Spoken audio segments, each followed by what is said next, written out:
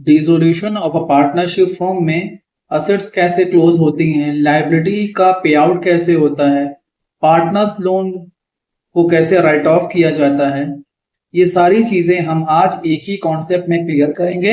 Then next lecture में हम practical questions solve करेंगे। Let's start the topic. तो आज हम समझेंगे अकाउंटिंग का प्रोसेस की अकाउंटिंग होती कैसी है। इससे प्रीवियस लेक्चर में मैंने आपको बताया कि एक बैलेंस शीट होती है जहां पर असेट्स एंड लायबिलिटी की बात होती है भाई।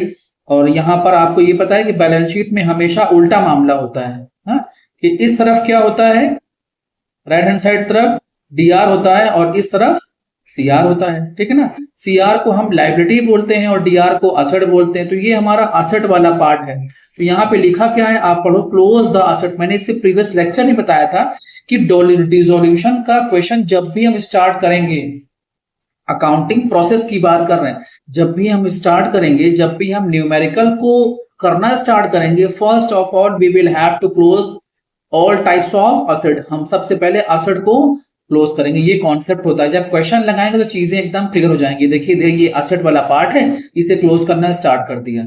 क्लियर है, असेट को क्लोज करना है। क्या लिखा है, क्लोज द असेट। तो असेट लिखा किधर है, इधर लिखा होता है असेट, डीआर में। ये डीआर पार्ट है। क्लोज करेंगे तो क्या हो जाएगा, उल्टा हो जाएगा, इस तरफ आ जाएगा। ठीक है ना, ये कॉन्सेप्ट होता है। जब क्वेश्चन करवाएंगे चीजें और क्लियर फॉर्म में हो जाएगी। तो होगा क्या, यहाँ पे डिफरेंट टाइप्स की असेट है, 1 2 3 4 एग्जाम्पल बता रहे हैं। मतलब प्लांट है, मशीनरी है, दुनिया की चीजें हैं, कंप्यूटर है, लैपटॉप है। एक छोटी सी सुराही में, पोटली में भरते जाओ भरते जाओ भरते जाओ और ठीक है ना, भर दो। उसके बाद आप क्या करो, उसके बाद आप क्या करो कि उसे आप क्या करोगे, आइए डीआर होता है भाई। मैंने कहा कि असेट को क्लोज करना है, तो असेट होती है डीआर में। क्लोज करने के लिए हम क्या करेंगे, सीआर कर देंगे। दिख रहा है, ये देखिए टू असेट अकाउंट। ठीक है ना, सीआर हो गया, क्लोज करने के लिए सीआर कर दिया, तो डीआर में भी तो कुछ जाएगा। That name is realization account. ये दिख रहा है ना आपको, ये देखिए ये रियलाइजेशन अकाउंट, एक नया अकाउंट आएगा। ये आपने ना फंडामेंटल में, ना गुडविल में, ना पीएसआर में, ना रिटायरमेंट में, ना डेट में कहीं नहीं पढ़ा, यहाँ पढ़ेंगे। ठीक है ना, इससे पहले आपने क्या पढ़ा, रीवैल्यूएशन अकाउंट। आप क्या पढ़ेंगे, रियलाइजेशन अकाउंट। क्लियर है। तो नीचे क्या लिखा है नोट में, except cash bank and fictitious asset. मतलब आप सोचो, क्लोज द असेट मतलब आपको सारे असेट को क्लोज करना है, कैश बैंक और फिक्टिशियस असेट को छोड़कर। भाई आप सोचो, क्लोज करने का मतलब हम बेचने जा रहे हैं, तो क्या बैंक में, सॉरी मार्केट में जाके कैश को और बैंक को बेचोगे। फिक्टिशियस असेट होती हैं, मतलब पीएल का डेबिट बैलेंस कॉन्सेप्ट होता है, ये पता होगा आपको किसे बोलते हैं। तो उसको बेचने जाओगे नहीं ना भाई। तो असेट को क्लोज कर दिया। असेट को क्लोज करने के बाद क्या करोगे आप, लायबिलिटी को क्लोज करोगे। ठीक है ना, तो लायबिलिटी किस पार्ट में होती है, लायबिलिटी इधर होती है।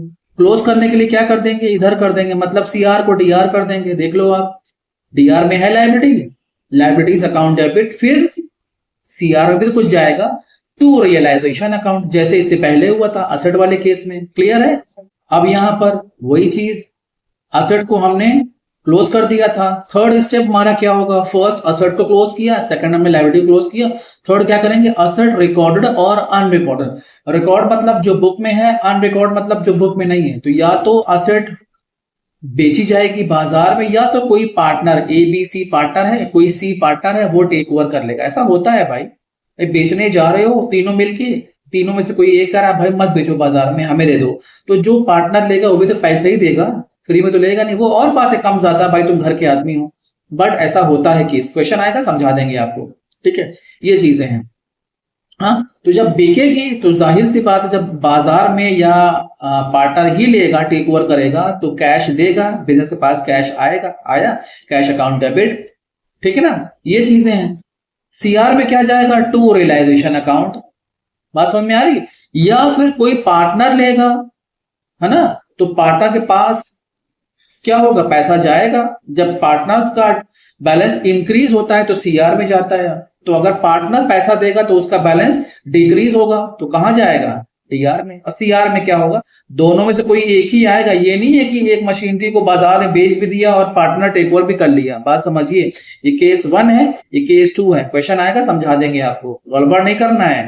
पॉइंट नंबर 4, लाइबिलिटीज रिकॉर्डेड और अनरिकॉर्डेड, मतलब रिकॉर्ड मतलब जो बुक में है, अनरिकॉर्ड मतलब जो बुक में नहीं है। या तो लाइबिलिटीज को पे किया जाएगा या फिर कोई पार्टनर कहेगा परेशान मत हो, ये जिम्मा मेरे ऊपर है, लाइबिलिटी को हम पे कर देंगे।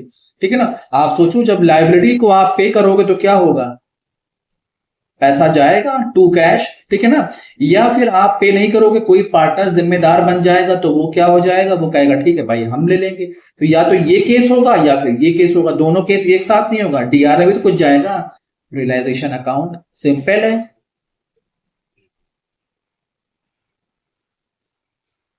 एक इंपॉर्टेंट टॉपिक यहां पर होता है realization expenses. Borne by paid by, ये क्या होता है, क्वेश्चन ऐसे ही आएगा, बॉर्न बाय पेड बाय। आप सोचो कि दो चीजें हैं, देखिए यहां मैंने बाइफोकेशन कर लिया ऐसे दो पार्ट में। ठीक है ना, दो पार्ट में डिवाइड कर लिया। फर्स्ट पार्ट क्या है, बॉर्न बाय, सेकंड पार्ट क्या है, पेड बाय। अब सोचो पहले एक एग्जाम्पल, मतलब बॉर्न बाय का मतलब क्या होता है, बर्डन उठा कौन रहा है। ठीक है ना। पेड बाय, पैसा दे कौन रहा है। सिंपल सा कॉन्सेप्ट है।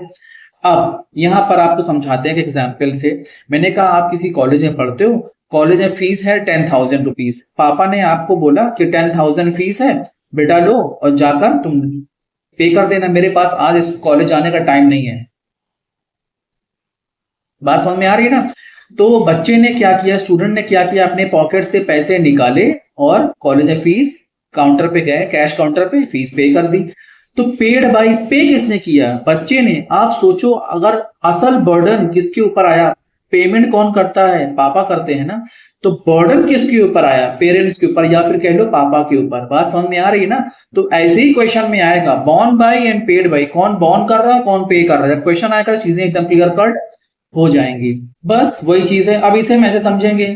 आप देखिए, अब बॉर्न बाय और पेड बाय, या तो फॉर्म बॉर्न बाय हो सकता है या फॉर्म पेड बाय हो सकता है, या पार्टनर्स बॉर्न बाय हो सकते हैं या फॉर्म या पार्टनर पेड बाय हो सकते हैं। ठीक है ना। अब यहाँ पे केस 1, केस 2, केस 3 और ये केस 4 ऐसे बन सकता है। ठीक है ना।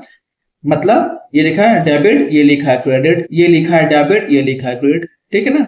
ऐसे आ जाएगा, यहाँ पे क्वेश्चन पूछ लेगा आपसे कि born by form and paid by partner, या born by partner paid by form.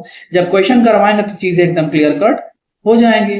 ठीक है ना। ऐसा नहीं होगा कि ये कोई एंट्री नहीं है realization account debit to cash account, ये बच्चा समझ ले कि partners capital account debit to partners. कभी ऐसा होता है क्या कि पार्टनर्स कैपिटल डेबिट में भी है और पार्टनर्स कैपिटल क्रेडिट में भी है, ऐसा नहीं। ये केस है, ये केस नंबर 1 है, ये केस 2 है, ये केस 3 है और ये केस 4 है। बात समझ में आ रही है ना। अब यहां पर क्या है, कभी कभी ऐसा होता है कि भाई सॉरी रियलाइजेशन के कुछ एक्सपेंस होते हैं, मतलब सारी चीजें मार्केट में बेचनी है, वो वही चीजें असेट वाली। तो अब ए बी सी 3 पार्टनर हैं। अब उसमें कहते हैं भाई ऐसा है, कोई एक पार्टनर उसमें से आ जाए जिसे हम एक फिक्स रेम्यूनरेशन दे देंगे 1,000 रुपीज का, और वो जाकर ये मतलब ये रियलाइजेशन वाली सारी जिम्मेदारी, क्या लिखा है, रियलाइजेशन की जिम्मेदारी सारी ले ले वो। ठीक है ना। ऐसा भी होता है, क्वेश्चन आएगा ऐसा, क्वेश्चन पॉइंट में ऐसा आएगा। तो इसीलिए बार बार करें, जब क्वेश्चन आएगा तो सारी थ्योरी एकदम क्लियर कट हो जाएगी न्यूमेरिकल के फॉर्म में। तो उस केस में एंट्री क्या बनेगी, रियलाइजेशन क्या है, एक एक्सपेंस है फॉर्म का, account debit to partners capital account, मतलब पार्टनर्स को 1,000 रुपीज दे दिए गए, मतलब उसके अकाउंट में 1,000 रुपए क्रेडिट कर दिए गए। सिंपल। अब यहां पर क्या लिखा है, existing goodwill close the goodwill, मतलब जो बुक के अंदर गुडविल पड़ी उसे क्या कर दो, क्लोज कर दो। तो उस केस में होता क्या है, realization account debit to goodwill account, goodwill का बैलेंस क्या होता है, डेबिट, खत्म करने के लिए क्या कर देंगे, क्रेडिट। अब यहां पर ये क्या है, ये यहां पर क्या बोल रहा है, asset given to settled liability. क्या होता है भाई, सोचो मैंने कहा कि मेरे पास एक क्रेडिटर था, उसको मुझे मतलब फॉर्म का एक क्रेडिटर था 10,000 का, इस क्रेडिटर को फॉर्म से 10,000 रुपीज देना था। अब यहाँ पे बेचने बिकाने वाली बात है, स्टॉक को हम बेचने जा रहे हैं बाजार में, लेकिन ऐसे ही मन में आ गया पार्टनर्स के, पार्टनर से कहा भाई 8,000 रुपए का स्टॉक है, अब तुम्हें हम 10,000 हम देंगे, बट भाई जो है बस यही है, कुछ है भी नहीं। तो अगर आप मान जाते हो तो ठीक है। अब क्रेडिटर्स दिमाग लगा रहा है, भाई जो मिल रहा है ले लो, हम तो वैसे बंद होने वाले, मिलने में जाना कुछ है नहीं, पैसे की उम्मीद रखूंगा इनसे। ठीक है नहीं। तो 8,000 रुपए का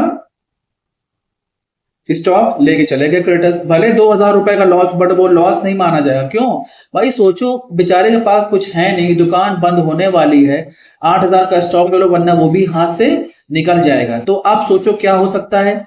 10,000 रुपए का क्या था हमारा क्रेडिटर्स, मतलब फॉर्म का लाइबिलिटी थी, खत्म हो गई।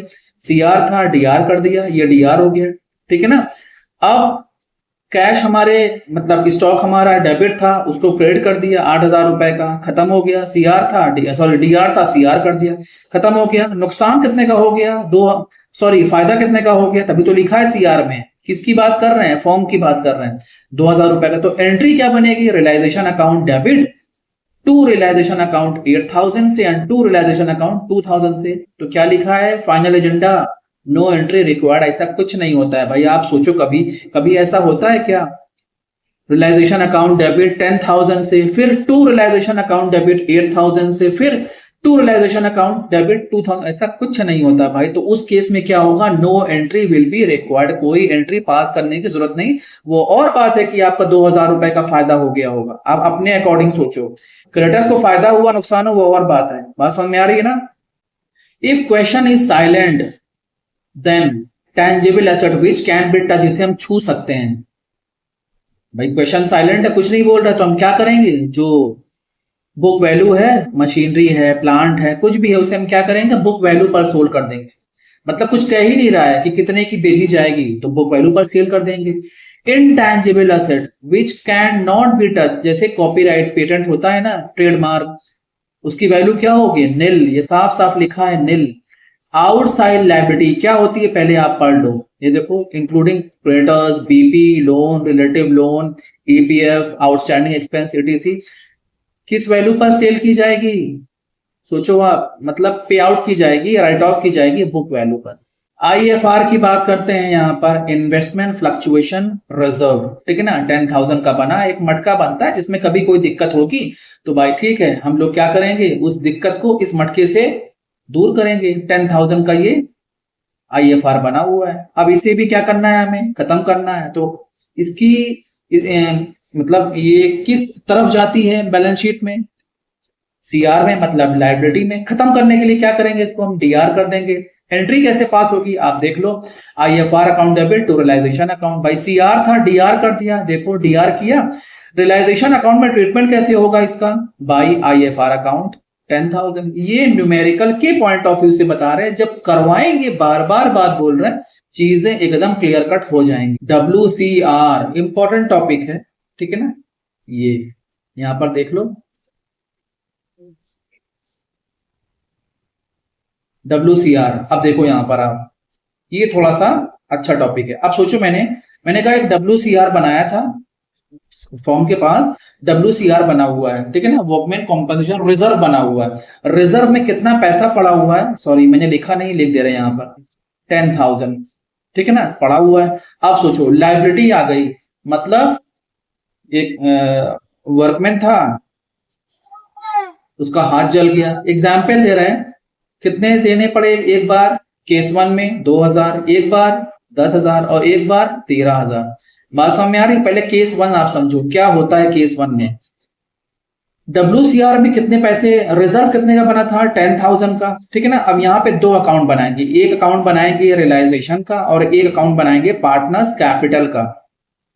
यहाँ भी एक बार अकाउंट बनाएंगे रियलाइजेशन का, यहाँ बनाएंगे एक बार पार्टनर्स कैपिटल का। यहाँ भी एक बार अकाउंट बनाएंगे रियलाइजेशन का, ऊपर लिखा नहीं मैंने, सॉरी फॉर दिस। और यहाँ बनाएंगे पार्टनर्स कैपिटल का। पहले केस 1 आप समझो, आप पहले केस 1 समझो। केस 1 में क्या होगा आप सोचो, रिजर्व बना है 10,000 का और लाइबिलिटी आई है 2,000 की, तो क्लेम कितने का आया है? 2,000 का। तो क्या करेंगे? क्लेम हम रियलाइजेशन अकाउंट में लिखेंगे बाई WCL अकाउंट 2,000। क्लियर?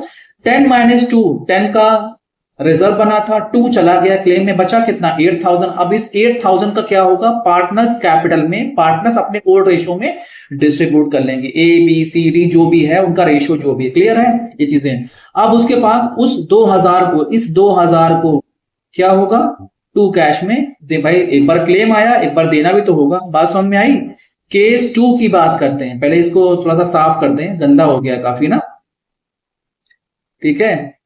अब केस 2 की बात करते हैं। केस 2 आप देख लो, ये क्या है, ये रियलाइजेशन अकाउंट है और ये हमारा पार्टनर्स कैपिटल है, ठीक है ना। रिजर्व कितने का बना है, 10,000 का। क्लेम कितने का आया, 10,000, ऊपर साफ साफ लिखा है, देख लो ये 10,000 का। तो बचा कितना, कुछ नहीं बचा। तो पार्टनर्स कैपिटल में कितना बटेगा, जीरो बचेगा, जीरो बटेगा, ठीक है ना। कितना दिया जाएगा, 2 कैश। क्लियर है। केस 3 यही तो सबसे इंपॉर्टेंट है, बच्चे इसी में थोड़ा सा दिक्कत करते हैं, ठीक है ना। ये चीजें हैं। अब देखो यहाँ पे कितने का लायबिलिटी कितने की आई है, 13,000 की। WCR में कितना पड़ा हुआ है, 10, ठीक है ना। केस 3 समझा रहे हैं आपको, 10 पड़ा हुआ है। तो जितनी, पहले क्या करो आप, जितना WCR में पड़ा हुआ है कितना है, 10,000, 10 यहाँ आप क्लेम में डाल दो। क्लियर है। बचा कितना, कुछ नहीं बचा, ठीक है ना। तो यहाँ पे क्या जाएगा, ये फर्क गलती से हो गया, ये यहाँ पे कुछ नहीं होगा। क्लियर है। 2 कैश में क्या जाएगा, आप सोचो 10,000 गुल्लक में पड़ा हुआ है रिजर्व में, और आप पे कितना करोगे, 10 नहीं भाई, 13 का 13 पे करोगे, 13,000 पे किया। अब यहाँ पे सोचो, एक तरफ 10 और एक तरफ 13, तो आप सोचिए इसका मतलब ये है कि डेबिट बैलेंस मेरा ज्यादा शो हो रहा है in comparison to credit balance. तो 3,000 क्या हो रहा है हमारा, ज्यादा शो हो रहा है। मतलब हम ये कह सकते हैं कि 3,000 रुपए का हमारा नुकसान हो गया। अब इसका कंप्लीट और फाइनल ट्रीटमेंट कैसे होगा, आपको बताएंगे वहां पर, जब क्वेश्चन सॉल्व करवाएंगे तब। क्लियर है। लास्ट टॉपिक है आपका, खत्म हो गया। Partners loan account. भाई आप सोचो, फॉर्म ने पार्टनर से लोन लिया हुआ है, वो भी एक तरह की लायबिलिटी है, लेकिन ये कौन सी, ये आउटसाइड लायबिलिटी नहीं है भाई। पार्टनर्स घर का आदमी होता है, अंदर वाला होता है। तो क्या करो भाई, इसको क्या होता है, इसे खत्म नहीं किया जाता कि असेट की तरह, लायबिलिटी की तरह, इसको भी खत्म कर दो कि यहाँ पे ये यहाँ पे लिखा हुआ था, खत्म करने के लिए यहाँ पे कर दो। ऐसा कुछ नहीं है भाई। बस इसे क्या होता है, डायरेक्टली इसे राइट ऑफ किया जाता है, इसे डायरेक्टली राइट ऑफ किया जाता है, ठीक है ना। तो राइट ऑफ करने के लिए हम क्या करते हैं, आप देख लो। हाँ, रियलाइजेशन अकाउंट में ये लिखा है ना, पे ऑफ मतलब राइट ऑफ। तो रियलाइजेशन अकाउंट में मतलब एंट्री कैसे पास होगी, partners loan account debit to cash account. Clear है ना, मतलब फॉर्म के पास से कैश जा रहा है और पार्टनर्स का लोन अकाउंट, पहले CR था अब DR हो रहा है। आप देख लो DR हो रहा है, मतलब पे आउट हो गया, ठीक है ना। ये चीजें हैं। अब यहाँ पे क्या हो रहा है, पार्टनर्स कैपिटल अगर हम कैश और बैंक की बात करें तो मतलब बैंक से पैसे जा रहे हैं। अगर हम कैश का लेजर बनाते हैं तो बाय पार्टनर्स लोन अकाउंट, इस तरह है सिंपल। अगर लेक्चर आपको अच्छा लगा हो तो please subscribe my channel. Thank you.